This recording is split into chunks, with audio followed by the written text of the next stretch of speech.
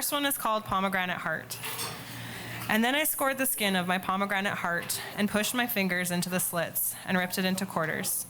I studied each arrow, delicate and juicy memories of you that I was longing to devour.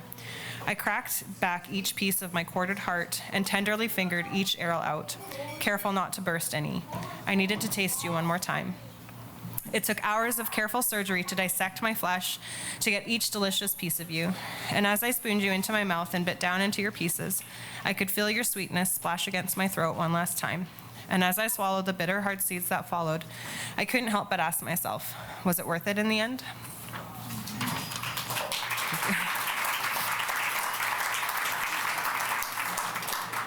This next poem is called To All the Men I've Tried to Save Before.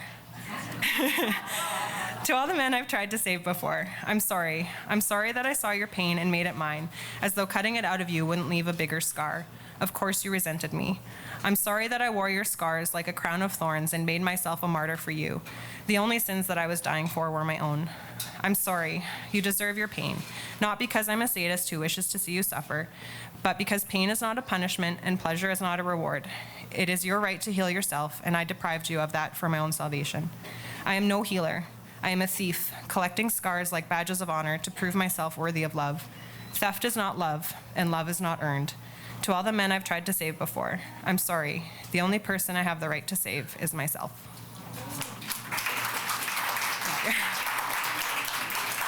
This is my first sharing of my own poem, though, so yeah. Can you all hear me? We can hear. Okay, this one is I have one for you, that's all, sorry. And I want to dedicate it to my fellow herbalist, Lorinda. It's called Juniper. Juniper, even in winter you're here, protecting me from my hopes and fears. Black beads on the thick of smoke, ripe, dry berries stimulate us plain folk. Blue-green needle-like shrubs grow up or lie down. A carpet of conifers lie on the ground. A liniment made to soothe aching backs, carminative going down smooth, strengthening stomachs. Female fleshy fruit-like coalescing scales, prickly foliage from the juveniles. Pour me a glass of gin and lemon, add fresh water. It's the new heaven. Yeah, Terry and I come from the prairies, just like the ones here in Alberta. And we'll hear a little bit about it later, but first of all, something from the coast, the West Coast. Preparation. First, the sun will scorch it. Exposed to dry heat, the tissue will disintegrate. In boiling water, the bonds once strong will break. A steel claw will scrape, cut through, and pick out any remains of a being. A caustic chemical will ensure that any dark matter is dissolved into whiteness. Now, when it's lost all its life, you can start to pamper it. Now, wipe it gently as if it can feel. Enrobe it in something mineral, unnatural, twisted. Embalmed, leave it on a high pedestal for everyone to admire. And that is how you clean a seashell.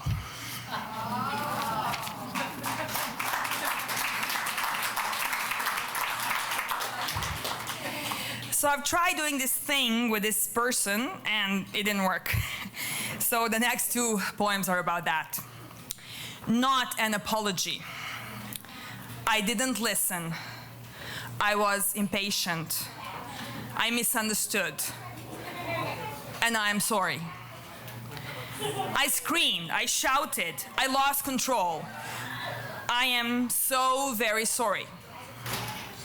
I called you names, threw insults at you, purposefully hurt you. I am really, really sorry. I resisted you, showed disrespect, protected myself. For that, I wish I was sorry. Now I'm free. I am at peace, and I am me. This is not an apology.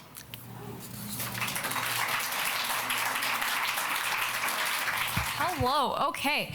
Last time I was here, I was informed that I get really, frantic when I'm up here, and I go through my poems very, very quickly. So, being me, I wrote a poem about that. It's called Curtain Call. It's not nerves. When the world has given up on paying attention, you learn it early. But to stop and to breathe is a second away from working, from bashing your own skull over and over and over and over and over and over and over and over and over in the hopes that the walls keep their red tint. To drop to one's knees in the glorious spotlight is the only place we can learn to call home. Forget my words, for they are merely symbols. Forget my journey, for it is a fallacy in motion. But never forget the destination, for it may be the only intersection in which all of us can collide to wondrous applause.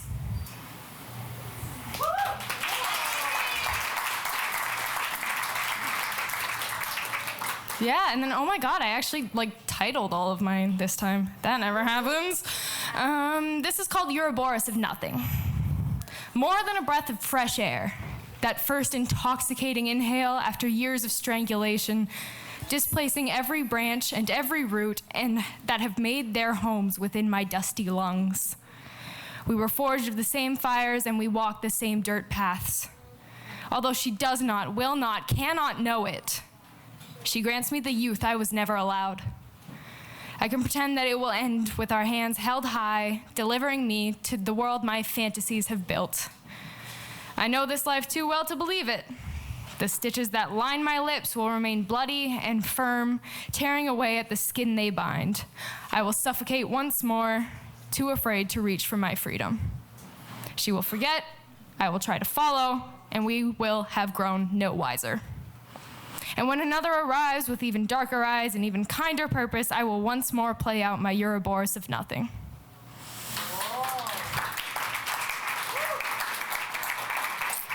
Okay, I'm really new at this. When I was young, I dabbled in poetry. It was all rhyming poetry because that's what my grandma wrote. And I thought she was amazing. And I haven't really touched it since then. And then my brother and sister-in-law brought me here in January, and it kind of sparked the interest again. So I have 3 short poems. The first one is for my brother. Wasn't going to do this one, but thought I would. Happy birthday, bro. You're 52 today. I am younger still. And then a friend. Don't tell others that you miss me. Try telling me yourself. I'm only a text or phone call away. You claim we are family and you say that you care.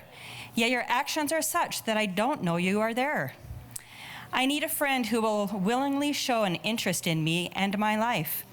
Someone who will stand by me when I've had a bad day. Support, love unfeigned with confidence and some trust are a few qualities that I feel are a must. Friendship to me is reciprocal. What is taken has to be given. I want to be there for others as they've been there for me. So if you miss me or need a good friend, just shoot me a text and quickly hit send.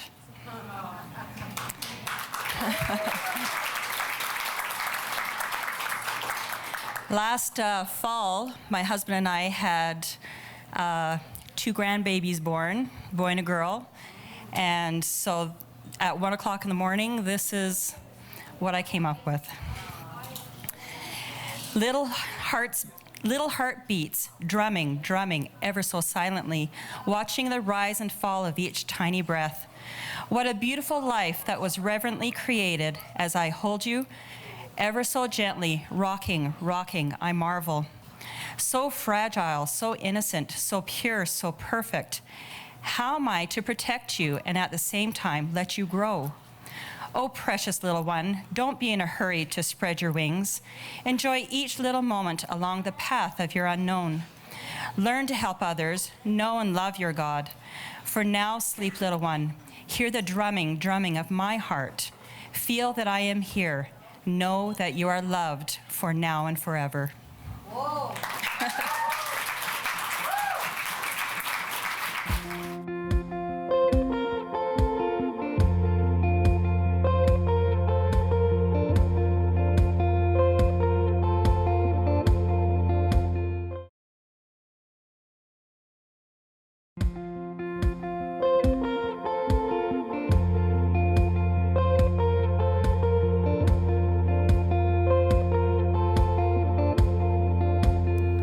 You tell me about your anxieties, and I sense it in your voice.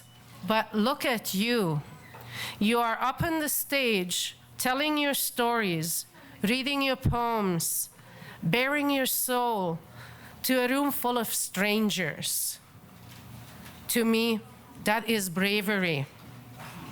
To act on your desires despite your fears and anxieties is what brave, courageous people do. We all have our share of fears. And as Susan Jeffers said it in her book, Feel the Fear and Do It Anyway, the only way to get rid of the fear of doing something is to go out and do it. You did it, and you survived. Give yourself a pat on the shoulder, and think of how brave you are when you feel anxious about anything.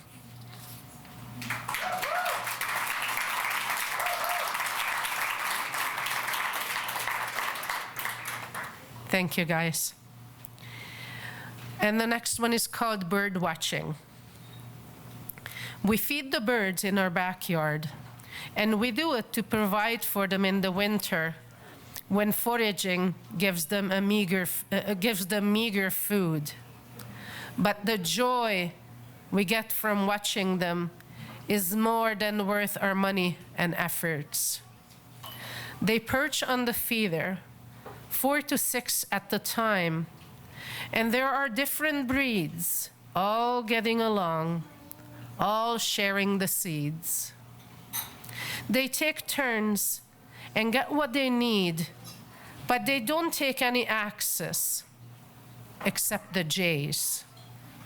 They stash some peanuts where they can, and when there is nothing available, they dig them out and eat them.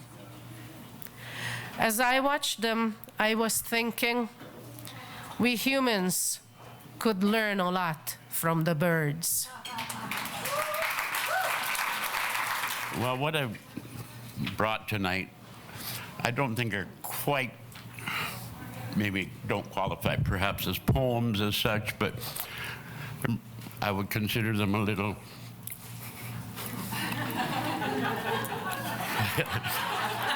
musings. We'll call them musings for now.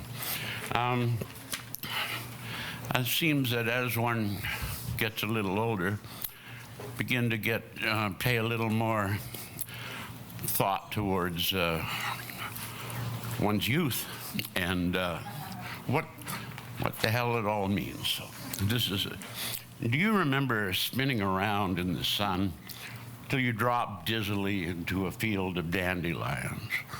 Then opened your eyes to zoom in on the ants and tiny insects navigating their way through the dense forests of sprouting grass, penetrated by shafts of sunlight that illuminated a newly discovered world within a world, micro within the macro, both completely unaware of the chaos surrounding them on a larger scale, both unaware of any observer having penetrated the privacy and the sanctity of their respective realms.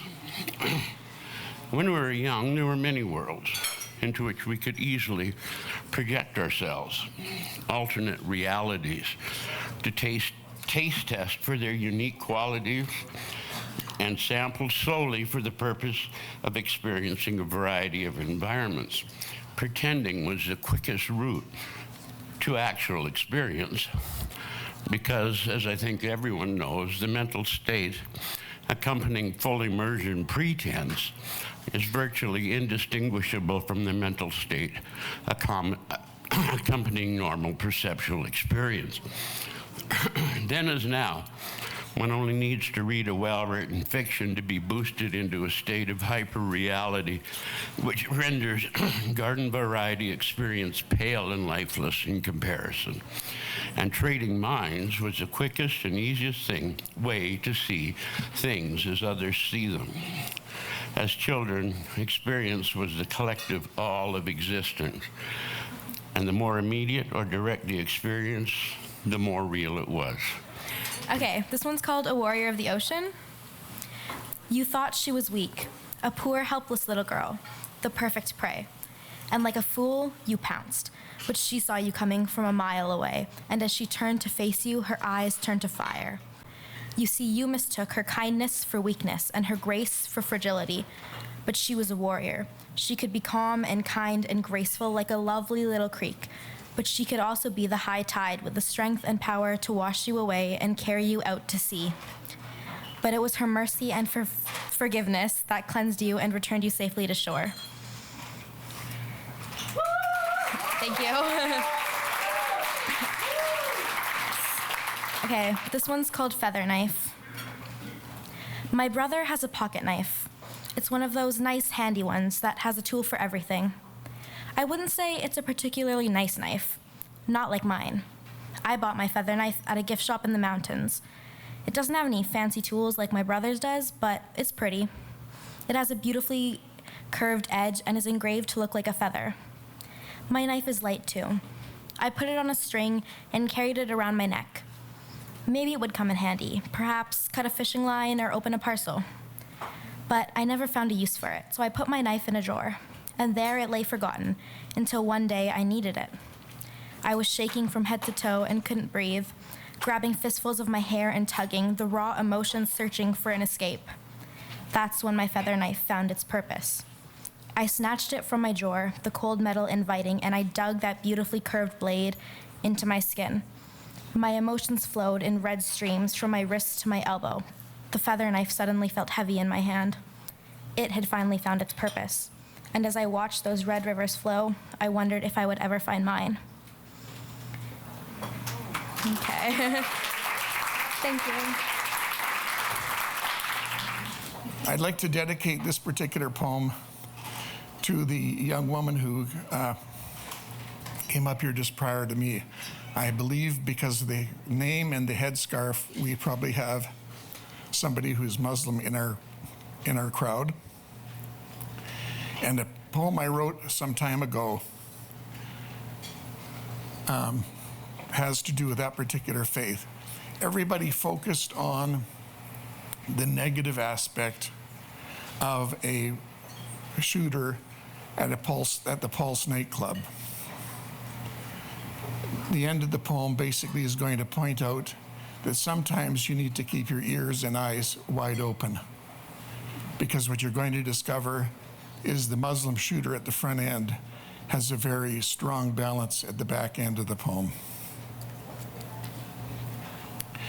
Do you remember the one who gave the fist bump after basketball, who devoured Mama's tomato and cheese dip, an uncle who loved his niece and nephew? Do you remember cameras full of beaming selfies, those faces with shining eyes and smiling faces? Do you remember those dancing shoes, that silly top hat, the Gryffindor tie? Do you remember the lives filled with English lessons, getting that high school diploma, that degree in psychology? How could you forget that angelic singing voice, that potential star on the Hollywood Walk of Fame? We lost a restaurateur, an accountant, a senior care aide, a Gucci store manager, a makeup and hairstylist. We lost a place called Pulse. And what did we find? We found Snapchat videos, a nightclub music drowned with an AR-15, a floor covered in cell phones, ringing but no one answering. We found Rihanna still singing, "When You Hold Me, I'm Still Alive." We are diamonds in the sky. We found heroes, like a mother of 11 and survivor of cancer who saved her son and lost her life. Like the lover who took 4 shots in his back to shove his lover to safety. Like the Muslims who got no media coverage, the security guard who saved 70 people, and the trauma center doctor yelling, "We have found a pulse."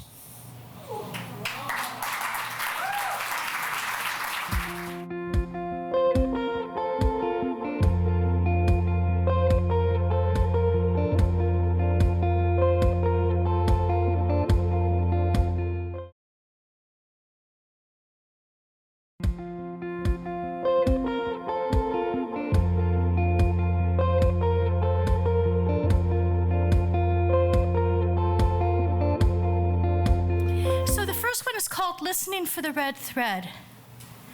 Now, if any of you have done work with me, you know that I often in my groups have what's called a little red thread ceremony, where we pass around a skein of red thread, move all the way around, and have enough to wrap around. We usually say a little something about where we're at or what's going on with us. And then at the end, we cut it, and each of us has, a piece of red thread that we can wrap around our wrist. Well, what's ended up happening is that some of the people I've known over a number of years, when they have very frightening things, like they have to go into the doctor to get the diagnosis on some big test they had, they carry the red thread with them, just knowing that there are people that care for them and are remembering them. So, rest into the quiet, dear one. Listen for the red thread. You want to respond to the aches around you, to the pain so visible to your X-ray eyes. You want to share the wisdom pieces you've saved, sweeping up after so many messes. You see so much, yet you ache too. You're tired, so tired too. So rest into the quiet, dear one. Listen for the red thread. Mysteries within have moved mountains of intentions, changed plans again and yet again. You can't do it all, dear one. Not even just what you really want to do. Not even just what you think you really have to do. But you still move forward slowly. 15 minutes now, then again, and yet again. So rest into the quiet, dear one. Listen for the red thread. Don't push. You're not lazy. No dynamite needed here. Cherish yourself, your own personal inner circle of all, where you have the most influence, even within the mysteries of the unexpecteds. Enough sleep, good food, these can be chosen by you today, and another day, and yet another today. So rest into the quiet, dear one. Listen for the red thread. Remember the golden heart, dear one, where love protects your aliveness. Follow the red thread to its center, and intuition will show you what's next. Your X-ray eyes might see the red thread's tangles, but only your piece is your piece to hold.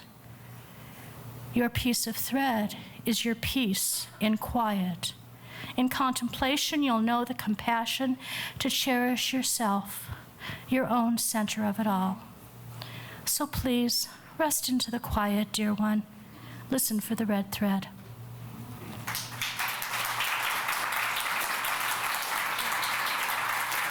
So this is my second time here. Still a little nervous, not as bad as the first time, but okay. This poem is not titled. I haven't really decided what to call it, but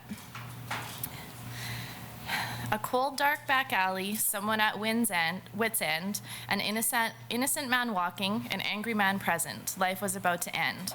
A knife was pulled out, blade was nice and sharp, thrusting his swooshes to the chest, he could not get up. Another victim left to be a vicious bird's prey. That's that one.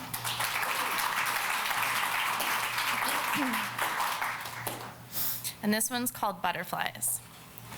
And there it was, all at once, the overwhelming feeling of excitement, the amazing feeling of happy, the feeling you felt when you were 8 years old, when you were crushing on the boy sitting next to you in school. You felt flushed and warm and all gooey inside. It came back to you and you never thought you'd feel it again. Your backbone goes up, your head tells you you're ridiculous, you ignore your body's warnings and jump right in. The happiness you feel is almost surreal. You are in love with being in love, if that is even possible.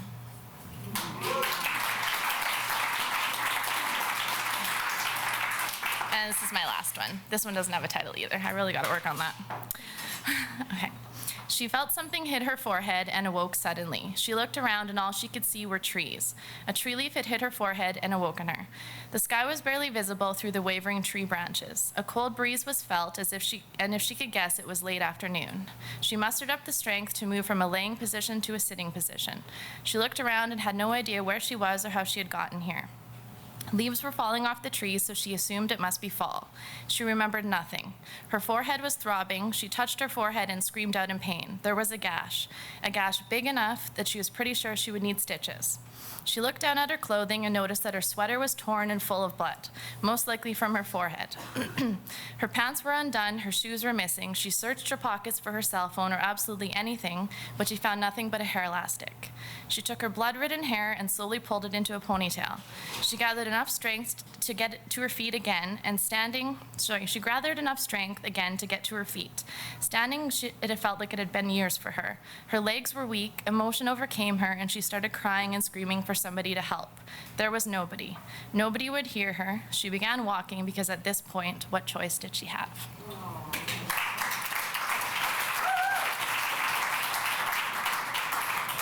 Hey everybody. So my name is Jesse. For everyone who was here last month, sorry about that. Yeah? Okay. For everyone here tonight, sorry. But I'm gonna be a little more serious than last time. So, as a kid, before I was diagnosed with dyslexia, I just felt really stupid all the time. We were reading Shakespeare in class, and I was the guy who couldn't read it that quickly. And something as simple as dyslexia really was a disorder that took a lot out of me. And I was 12 years old when I decided I was going to end my life. And ironically enough, it was the dyslexia that saved me, because I jumped right out behind a speeding bus. I'm not actually dyslexic. Maybe. I couldn't read out loud. That is not a joke. But anyways, here's my poem. They say I have a split personality, but we don't think I do. They say that I'm bipolar, extremities of two. But in truth, I think there's more to me, 100% in threes, because at any given moment, 33.3 repeats. I could be happy, sad, or indifferent. I could be exhausted, ecstatic, or calm. I'm just a product of my environment, plus my dad and mom. I know. I'm getting there. They said I'm schizophrenic, but the voice in my head said, that's nonsense. Plus, it told me not to kill you all, so I think it's just my conscience. They said that I have ADD, but I don't think they're right. The test results were flawed because, do you want to go ride bikes? They said I needed anger management. That one pissed me off. They said that I was paranoid. I said, oh no, please stop. They say I have a lot of issues when it comes to my mental health, but I think I'll just ignore them all because we love myself.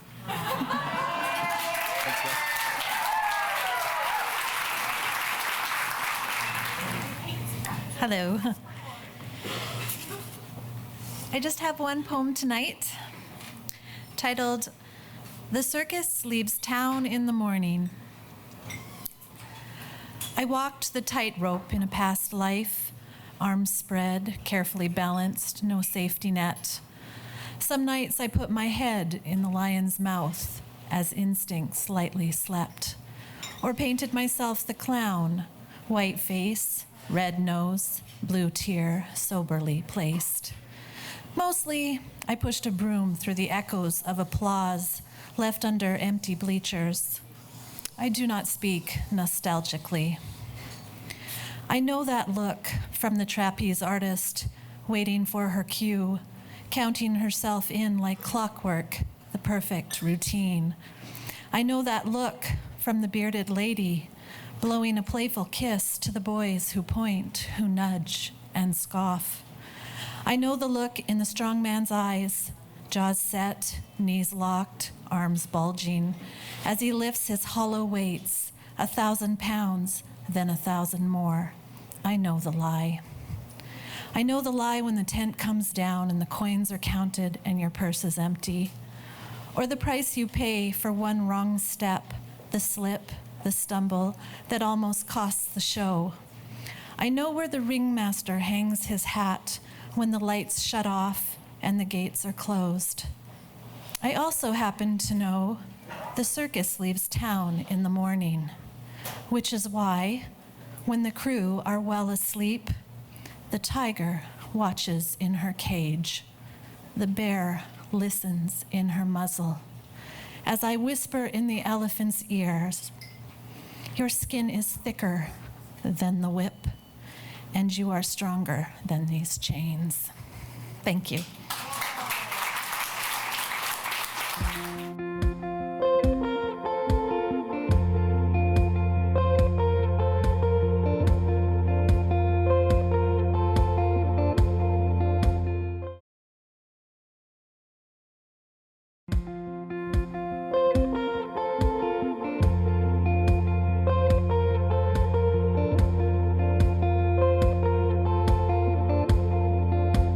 This is about people who have their souls burned by zealot priests. I was one of them, my brother was one of them. John Lennon, for instance, was one of them, and it causes you to do the wrong thing in your life. But this is a humorous look on it, because they burn it for humor, of religious humor, and it's not good for you. It causes you to be inspired by dark things. What happens to children and the average bloke if God cannot take a stupid joke? Some of the men just don't understand and invoke a show of the Stoke. Okay.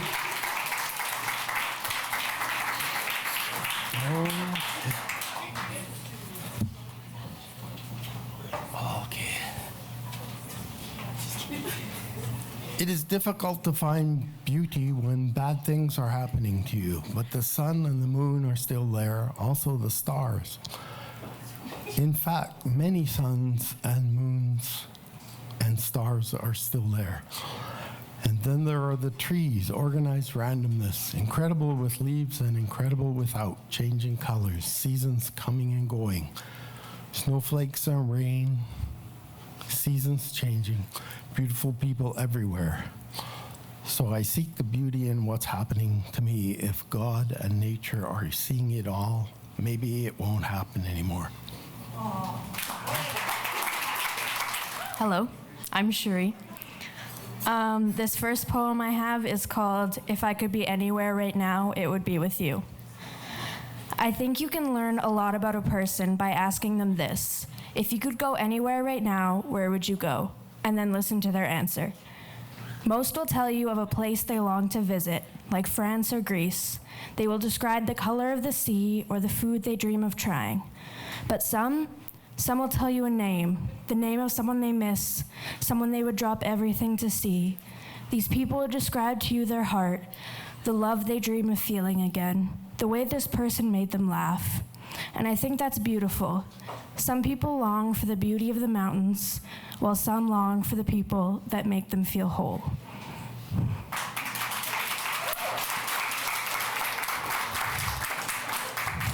Thank you. And this last one is called Escape. She walks. The sound of the rain on the pavement reminds her of home, cold and ruined. Her legs carry her body through the streets. Lights glow, red, yellow, green, signaling with no purpose as the cars are all long gone. And the only thing to see the show are the birds that sit, watching the moon, awaiting the sun. She walks in the middle of the street, letting the rain drip down her face. It blends with the tears of the night. The moon creates a glow, almost halo-like, resembling peace, allowing her to see, although it is in vain, as she has no idea where she's going, except away from this pain. Her legs start to hit the ground harder as her pace picks up. She begins to run, but from what? She runs as the birds fly around. Maybe they wonder where she's running from. She runs until the streetlights vanish, fast and far. Maybe if she runs long enough, the ache will go away. She'll be able to run away from the pain that has come from yesterday, the sorrow of tomorrow. But her legs grow tired, and the sky begins to turn red as the sun creeps up the horizon, and she slows down. She realizes, not only has she ran all night, far from her home, or what she thought was home, but her pain, it is still there. The ache in her chest still weighs. The tears are still coming down, although the rain has now stopped. And she wonders if she'll ever be able to escape. Thank you. So I first learned about spoken word poetry about a year ago. One of my friends introduced me to it. And I first came to the Owl in January, so it's taken me about a year and 3 months to work up the courage to share something here. But thank you all for inspiring me. The first poem that I have, it has 3 parts. Is this better? Okay. The Sound of Your Voice, Part 1. The sound of his voice washed over me like a ray of sunshine in the late afternoon. After sitting in an air-conditioned office all day, instant warmth on every inch of my skin that the rays touched. The sound of your voice has that same effect. The Sound of Your Voice, Part 2. The sound of your voice made my heart skip a beat, and I held my breath without even knowing. It's been so long since that sound caressed my mind, caressed my being. Stronger than an electric current, softer than your touch, enveloping my thoughts, making me lost in time, and I go back as I remember the sound of your voice. The Sound of Your Voice, Part 3. Maybe one day the sound of his voice won't slice through my heart with the searing pain of a razor blade slicing through the 7 layers of my skin. Today is not that day. This next one is called Growth.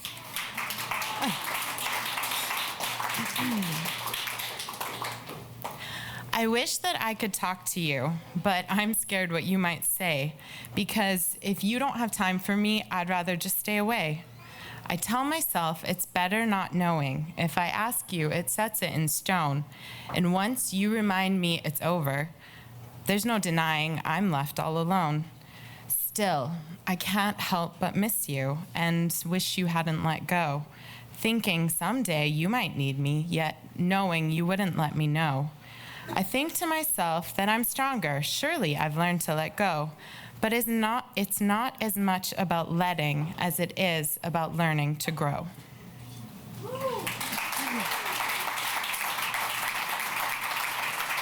Good evening, everyone. My name is J.M. Thielen. If you like what I do here tonight, you can follow me on Instagram at The Flannel Owl. A little bit about me. I'm a recovering addict. I'm queer. I'm pansexual, and I grew up on a farm in southern Alberta. I was raised to be devoutly Christian and have been through a few religions that had specific ideals on what their youth and what their women should be, and that was tough for a while. When I first wrote this piece, it was in December, and I thought at that time that I was writing it in anger at God, and I thought it was going to be some kind of great and surprising,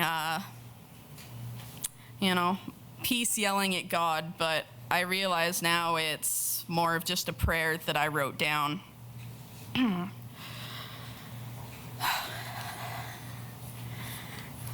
Sorry, I've got to find where it starts. I had a different opening written, but it's also another page here. Hello, God. It's been a while, but since I've got the time, here's a few things that have been on my mind. They say you're the one to come to when you're lost and in pain. They say you are the one to call should you seek sage advice. They say you won't answer. They say the Lord works in mysterious ways. They never told me that was because your voice would hurt my ears and the light of your face would burn out my eyes. They only told me, Father, that you are all-knowing and all-seeing. They told me you would use your wrath to smite me, that you would leave me flayed and burning for my sins. What I learned for myself is that you are a kind and merciful Father. I once read you are forgiving and forgive all sins and indiscretions. So God, I must ask you, nay, I must plead, O merciful Father, I beg you for these answers. Why have I been given this life of anger, this life of terror and confusion, this life of pain and guilt? Why, God, are you the one whose ears get to remain blissfully silent to the cries of the many? Why do your eyes get to remain blind to the shed blood of the fallen?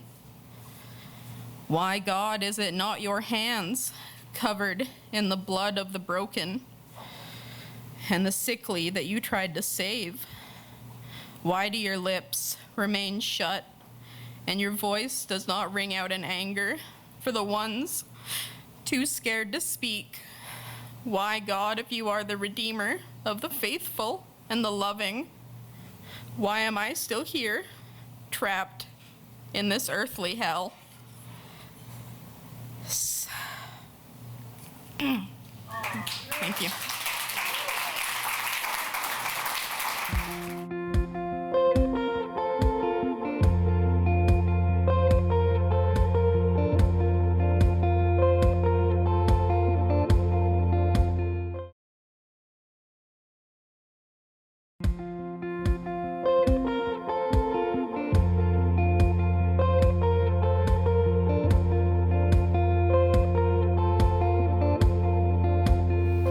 Good evening, everyone. Can you hear me? It's my first time here. My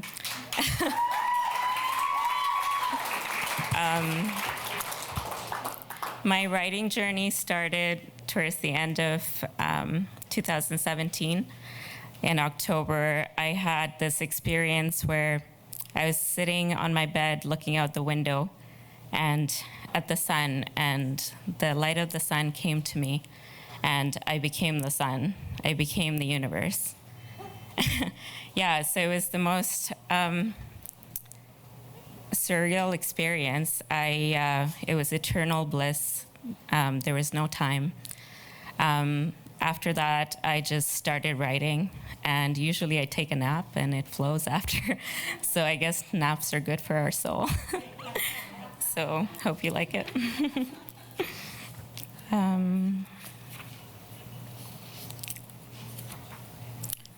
This one's called War to Unity. I lay down my pride. I don't want to leave you behind. Let's stop this separation. Without the darkness, how would I know the light? If you are not free, neither am I. Let's stop this tug of war. Freedom is in balance. The power is in unity. Let's not put each other down. I don't have to be stronger. We can both be strong. We can both just be. We don't have to compete. So let's not look at what sets us apart, but that we are a part. Together we are whole. Together we flow. Together we conquer. Together we're one.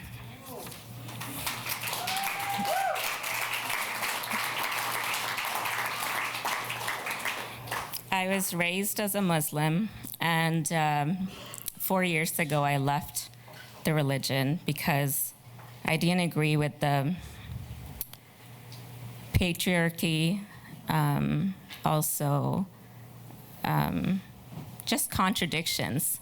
I believe in unity. Ever since I was a kid, maybe I was 7 or so, I would lay in bed and think, if I was to save somebody at the edge of a hill and there were 2 kids, and one was a Muslim and one was Christian, for example, could I ever choose? I couldn't choose. I would save both. I would give my life to save both. So this one's called Pilgrimage. The journey to the heart is mysterious indeed. I thought home was a place outside myself or found in another. I thought peace was found by going someplace peaceful. I was taught a pilgrimage was traveling to a holy place on earth that would allow me to check it off my bucket list to grant me heaven on the afterlife. But then one day I sat still and traveled within my heart. I found your unconditional love that brought me to tears. I realized that home was within me where we become one. You showed me eternal peace in the secret chamber of my heart. I didn't have to travel to a holy place to be admitted to heaven. I just had to go within with all my questions and listen. You gave me all my answers. You showed me heaven was right here, right now on earth. I realized a holy place isn't somewhere far away. It was right here at the core of me, where I am you, you are me, and we are one. When you are within, you are everywhere without. Your sacredness is the space in everything I experience. The holiest of places is within my heart. I travel to you, and that is my pilgrimage. I am home. I am in heaven. There is no separation here. There is only eternal peace. This union is all I need.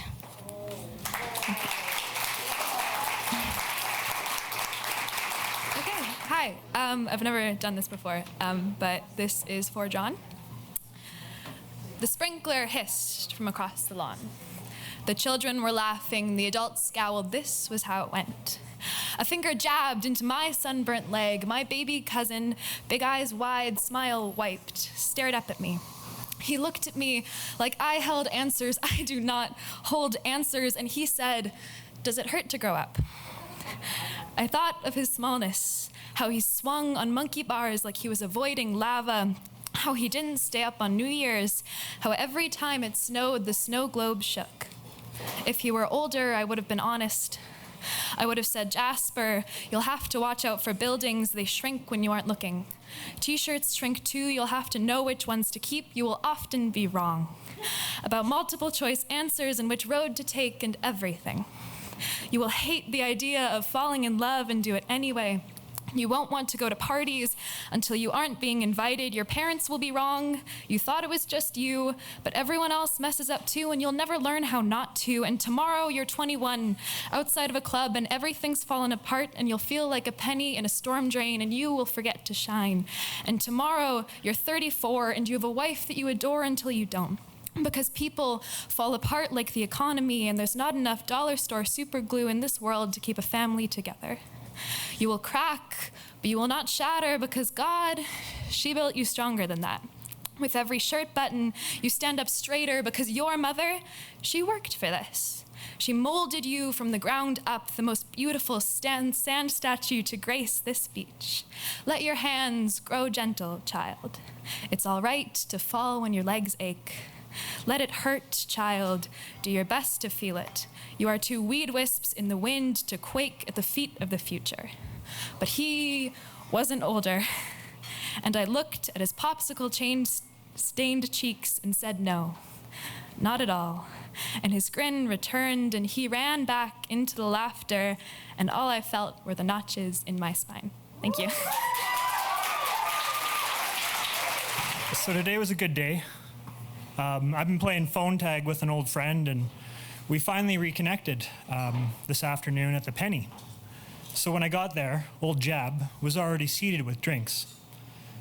As we sat there catching up, sipping our Penny Royal tea, I mentioned that tonight is open mic night at the Owl. Unfortunately, old Jab couldn't make it tonight, but he was curious about what I would share. Anyway, he felt this one would be fun. It's called Chaos.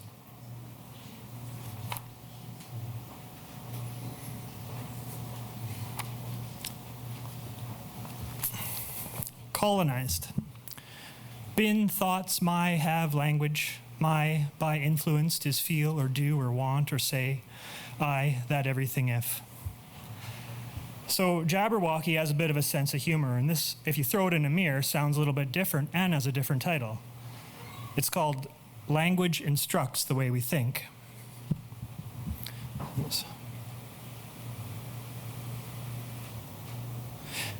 If everything that I say or want or do or feel is influenced by my language, have my thoughts been colonized?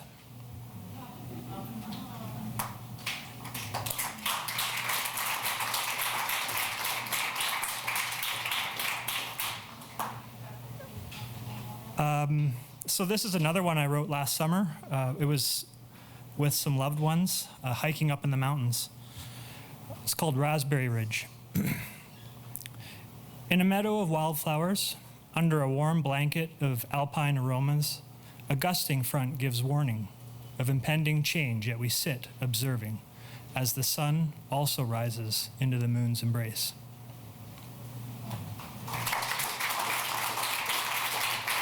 All right. Thank you guys so much. I feel so grateful to be in the company of real poets. I'm mostly up here just to stand up on a stage and overcome fear of speaking. And my husband and I have been married together 25 years. We celebrate our anniversary. So this is a little ode to him, my husband Joel. Hey there, brown eyes. Thinking over the years of all the happy times and all the tears. Hey there with your beautiful hands, all soft, callous, and strong, from passionately holding me all night long.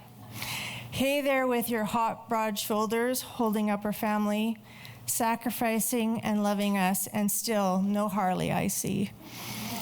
Hey there, gorgeous man, so proud, courageous, and tall. A life without you would be no fun at all. Hey there, brown eyes, with a twinkle in the glint. It's time to take me home, don't you think?